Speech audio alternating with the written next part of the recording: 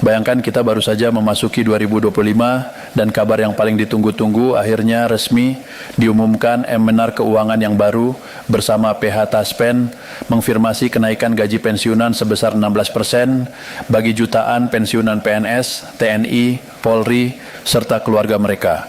Berita ini bukan sekedar angka di atas kertas, melainkan kepastian yang sangat berarti di tengah kebutuhan hidup yang terus meningkat. Banyak dari kita mungkin masih bertanya-tanya, benarkah kenaikan ini betul-betul berlaku, kemana mekanisme pencairannya? Apakah akan langsung terasa dalam pembayaran bulanan, ataukah bertahap sesuai jadwal pemerintah? Semua peranian dengan wajar, karena selama beberapa bulan terakhir kabar simpang siur begitu cepat beredar di media sosial, grup WhatsApp, bahkan obrolan sehari-hari di warung kopi. Kini fakta yang paling dinanti sudah terjawab. Pemerintah melalui Taspen menegaskan bahwa kenaikan 16% ini adalah bagian dari kebiskawan resmi yang udah masuk ke dalam APBN. Itu artinya bukan lagi sekedar wacana atau janji politik, melainkan keputusan yang memiliki dasar hukum yang jelas. Kenaikan ini juga sejalan dengan upaya pemerintah menjaga daya beli para pensiunan agar mereka tetap bisa hidup layak. Meskipun harga kebutuhan pokok, biaya kesehatan, dan kebutuhan sehari-hari terus melonjak bagi banyak pensiunan, setiap rupiah tambahan dari kenaikan gaji pensiun bisa menjadi nafas baru dalam mengatur pengeluaran rumah tangga. Ada yang memakainya untuk biaya sekolah cucu, ada yang untuk menjaga kesehatan, bahkan ada pula yang menjadikannya sebagai tabungan darurat. Karena itulah kepastian kenaikan 16% ini menjadi kabar gembira yang sekaligus memberikan rasa lega. Namun tentu saja kita juga perlu memahami detail teknisnya, kapan tepatnya mulai cair, bagaimana perhitungannya, serta siapa saja yang berhak menikmatinya. Dalam video ini kita akan mengulas tuntas semua fakta terbaru mengenai kebijakan kenaikan gaji pensiunan tahun langsung berdasarkan sumber resmi agar tidak ada lagi keraguan atau informasi yang salah. Jadi pastikan Anda menyimak dengan seksama karena ini menyangkut hak dan masa depan finansial Anda sebagai pensiunan di Indonesia. Kalau kita perhatikan lebih dalam pengumuman kenaikan gaji pensiunan sebesar 16% di Dore Bedoma ini sebenarnya bukan keputusan yang lahir dalam semalam. Ada proses panjang yang melibatkan perhitungan keuangan negara, kajian dampak sosial, serta pertimbangan kondisi ekonomi global maupun nasional.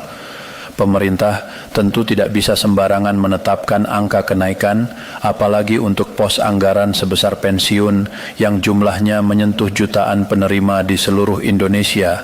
Maka dari itu ketika Menteri Keuangan yang baru akhirnya berdiri bersama pihak Taspen untuk memastikan hal ini, kita bisa menilai bahwa keputusan tersebut sudah melalui berbagai tahapan yang matang.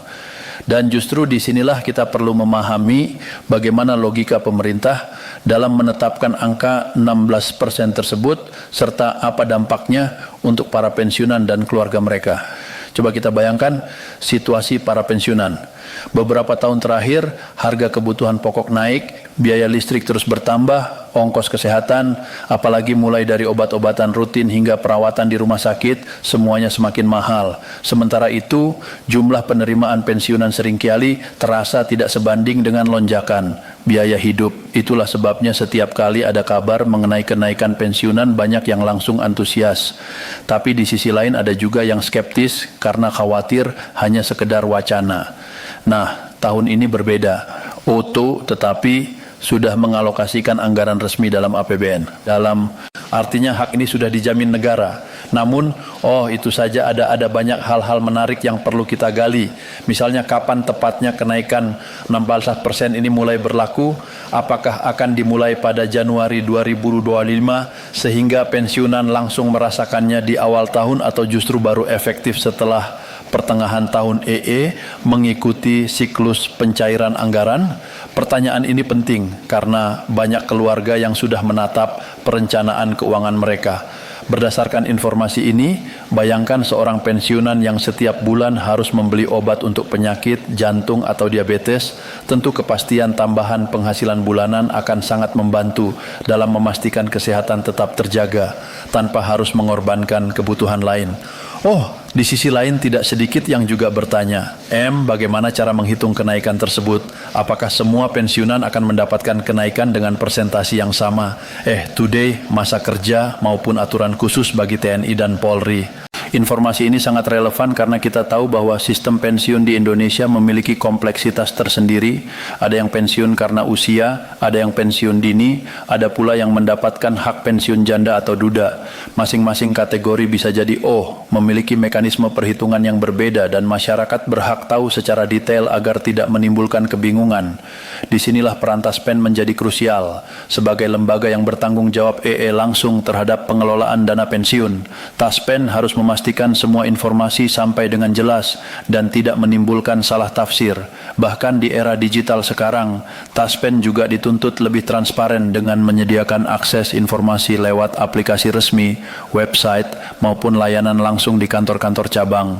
Banyak pensiunan yang mungkin masih lebih nyaman datang langsung untuk bertanya membawa berkas, dan mendapatkan penjelasan di tatap muka. Tetapi bagi generasi yang lebih terbiasa dengan teknologi, aplikasi dan layanan online bisa menjadi solusi cepat.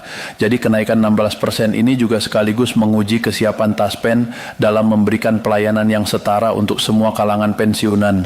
Kalau kita tarik ke belakang, sebenarnya wacana kenaikan gaji pensiunan sudah lama diperbincangkan. Setiap kali pemerintah menaikkan gaji ASN aktif, selalu muncul pertanyaan, bagaimana dengan para pensiunan? Bukankah mereka juga pernah mengabdi puluhan tahun negara? Pertanyaan semacam ini sangat logis, sebab kebutuhan hidup pensiunan tidak kalah penting dibanding ASN yang masih aktif. Bedanya ASN aktif masih punya rule menambah penghasilan dari tunjangan kinerja atau peluang karir, sementara pensiunan hanya mengandalkan hak pensiun yang sifatnya tetap. Maka ketika akhirnya diputuskan adanya kenaikan signifikan sebesar 16%, ini menjadi tanda bahwa pemerintah mulai menaruh perhatian lebih serius kepada kesejahteraan pensiunan. Ya, tentu angka 16% ini juga menimbulkan diskusi. Ada yang menganggap ini angka besar dan patut disyukuri karena bisa menjadi tambahan yang cukup berarti.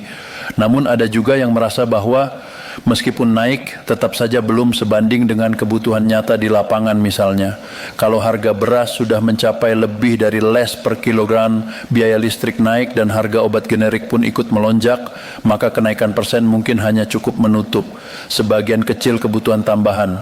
Tetapi sekali lagi di tengah kondisi fiskal negara yang juga menghadapi tantangan seperti defisit anggaran dan kebutuhan pembangunan infrastruktur, kenaikan ini bisa kita lihat sebagai langkah positif yang perlu diapresiasi. Menariknya, kebijakan ini juga menimbulkan harapan baru.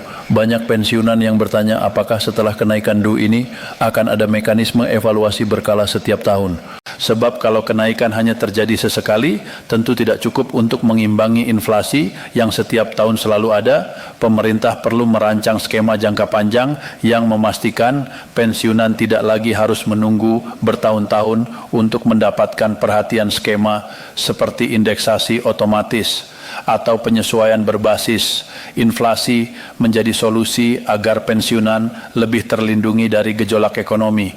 Kalau kita lihat praktik di negara lain, banyak pemerintah yang sudah menerapkan kebijakan penyesuaian pensiun secara reguler.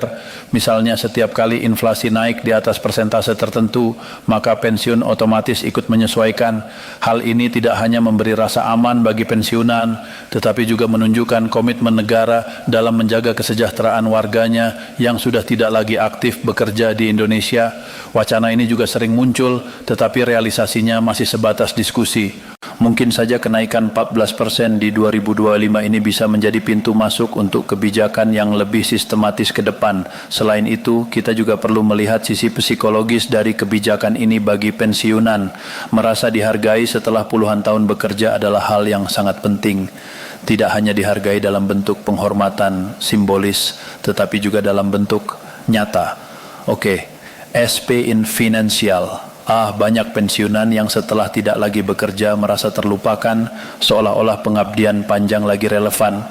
Kenaikan gaji pensiunan meskipun sederhana bisa menjadi simbol bahwa negara masih peduli bahwa jasa mereka tidak hilang.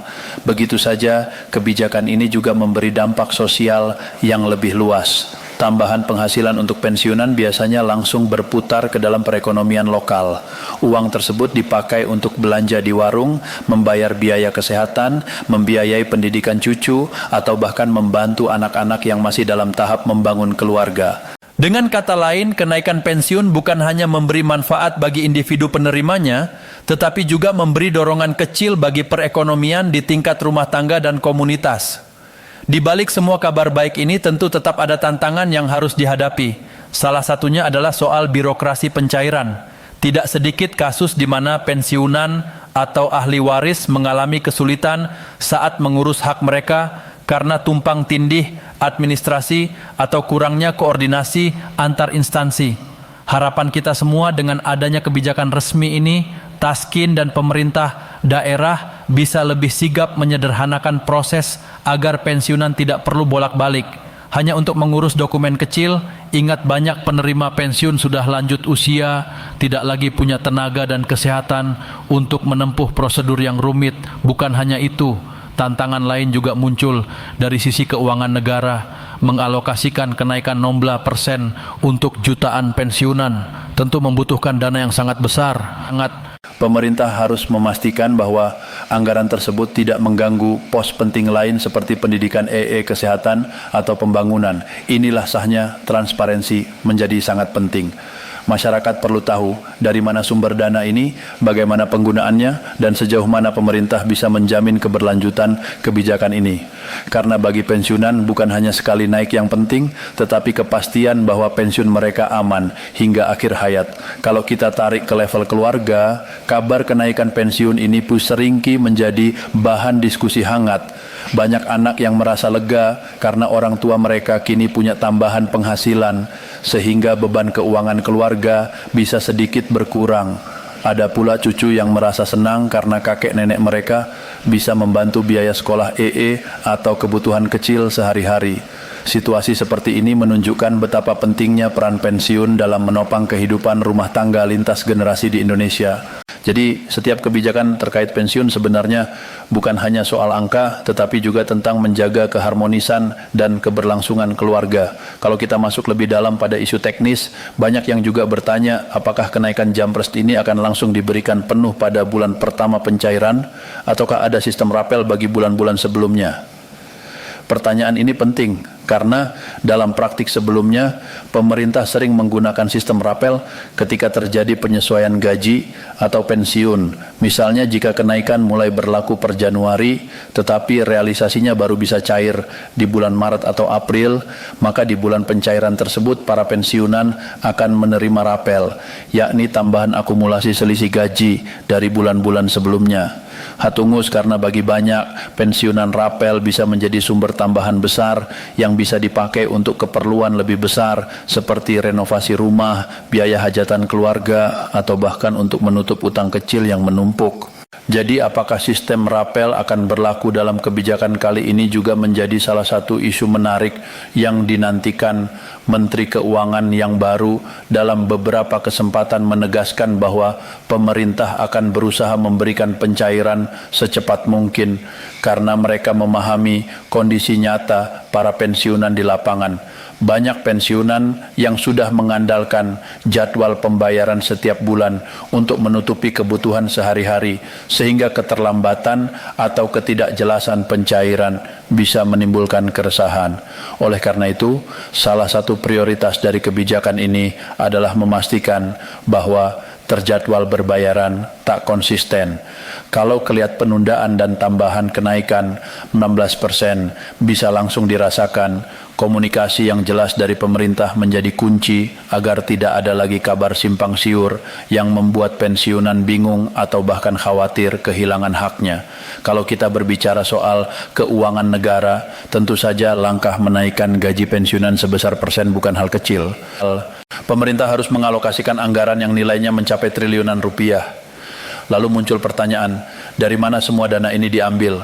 Menurut penjelasan yang sudah beredar, alokasi kenaikan pensiunan ini masuk ke dalam APBN Dorbel Pelia, sehingga sumber dananya berasal dari pendapatan negara, baik pajak penerimaan non-pajak maupun pinjaman yang sah.